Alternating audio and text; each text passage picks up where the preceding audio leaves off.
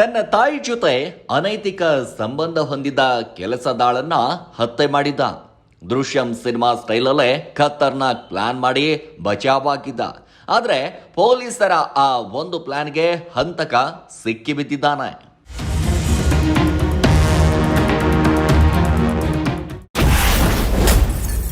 ಕೆಲಸದಾಳಿನ ಜೊತೆ ವಯಸ್ಸಾದ ಆಂಟಿ ಕಳ್ಳಾಟ.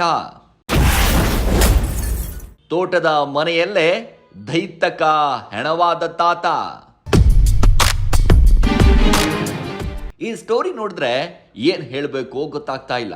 ಇವರಿಬ್ಬರಿಗೂ ಮೊಮ್ಮಕ್ಕಳನ್ನು ಆಡಿಸೋ ವಯಸ್ಸು ಮೀರಿ ಹೋದಂಗಿದೆ. ಎಂಥ ವಯಸ್ಸಲ್ಲೂ ಕೂಡ ಅದೇನ್ ಆಟ ಅಂತೀರಾ? ನಿಮಗೆ ಕೇಳೋದಕ್ಕೂ ಆಗಲ್ಲ, ನಾವು ಹೇಳೋದಕ್ಕೂ ಆಗಲ್ಲ ಬಿಡಿ. ಇದನ್ನ ಕ್ರಶ್ ಅನ್ನೋದಾ, ಲವ್ ಅನ್ನೋದಾ, ಆ ದೇವರೇ ಬಲ್ಲ.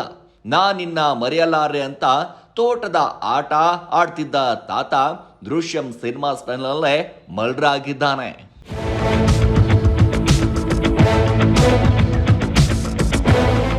ಅಮಾಯಕಿಯಂತೆ ನಿಂತಿರುವ ಈಕೆ ಹೆಸರು ಮಲ್ಲಮ್ಮ.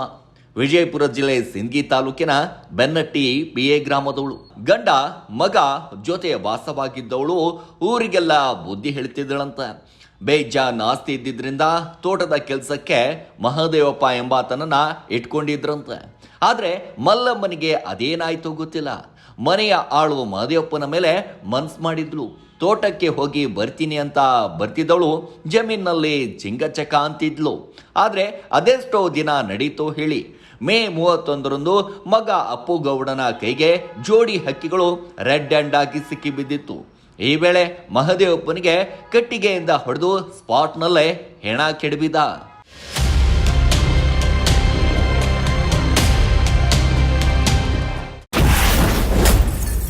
ದೃಶ್ಯಂ ಸ್ಟೈಲ್ನಲ್ಲೇ ಮರ್ಡರ್, ಹಂತಕ ಸಿಕ್ಕಿದ್ದೆ ರೋಚಕ. ಮಹದೇವಪ್ಪನ ಹೆಣ ಬೀಳ್ತಿದ್ದಂತೆ ಅಪ್ಪು ಗೌಡ ದೃಶ್ಯಂ ಸಿನಿಮಾ ಸ್ಟೈಲಲ್ಲೇ ಖತರ್ನಾಕ್ ಪ್ಲಾನ್ ಮಾಡಿದ್ದ. ಪೊಲೀಸರ ಕೈಗೆ ಸಿಕ್ಕಿ ಬೀಳಬಾರ್ದು ಅಂತ ಜಮೀನೊಂದರ ಮುಳ್ಳಿನ ಕಂಟಿಲಿ ಶವ ಬಿಸಾಕಿದ. ಅವತ್ತೇ ಎಲ್ಲಾ ಸಾಕ್ಷಿಗಳನ್ನು ನಾಶ ಮಾಡಿದ್ದ. ಪೊಲೀಸರ ವಿಚಾರಣೆಗೆ ಬಂದಾಗ ಯಾವ ರೀತಿ ಉತ್ತರ ಕೊಡಬೇಕೋ, ಕೇಸ್ನಿಂದ ಹೇಗ್ ಬಚಾವಾಗಬೇಕು ಅಂತ ಪೋಷಕರಿಗೆ ಟ್ರೈನಿಂಗ್ ಕೊಟ್ಟಿದ್ದ. ಯಾವುದೇ ಕಾರಣಕ್ಕೂ ಮೊಬೈಲ್ ಬಳಕೆ ಮಾಡದಂತೆ, ಊರು ಬಿಡದಂತೆ ತಾಕೀತು ಮಾಡಿದ್ನಂತೆ.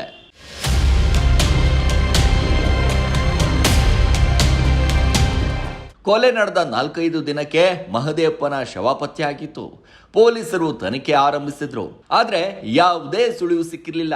ದಿನ ಕಳೆದಂತೆ ಅಪ್ಪುಗೌಡನ ಮೇಲೆ ಅನುಮಾನ ಶುರುವಾಗಿತ್ತು.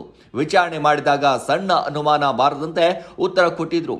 ಹೀಗಾಗಿ ಯಜಮಾನಿ ಮಲ್ಲಮ್ಮ, ಆಕೆ ಪುತ್ರ ಅಪ್ಪುಗೌಡ ಹಾಗೂ ಗಂಡ ಸಿದ್ದನ್ ಗೌಡನ್ಗೆ ಬ್ರೈನ್ ಮ್ಯಾಪಿಂಗ್, ಪಾಲಿಗ್ರಫಿ ಮಾಡಿಸಿದ್ದಾರೆ. ಈ ವೇಳೆ ಕೊಲೆ ರಹಸ್ಯ ಬಟಾ ಬಯಲಾಗಿದೆ. ತನಿಖಾಧಿಕಾರಿಗಳಿಗೆ ದಿಕ್ಕು ತಪ್ಪಿಸುವಂಥ ಒಂದು ಉದ್ದೇಶದಿಂದ ಇವರ ಮೇಲೆ ಯಾವುದೇ ರೀತಿಯಾದಂಥ ಸಂಶಯ ಬರಬಾರ್ದು ಅನ್ನುವಂಥ ಒಂದು ದೃಷ್ಟಿಯಿಂದ ಈ ರೀತಿಯಾದಂಥ ಒಂದು ಪ್ರಯತ್ನವನ್ನು ಅವರು ಮಾಡಿರ್ತಾರೆ.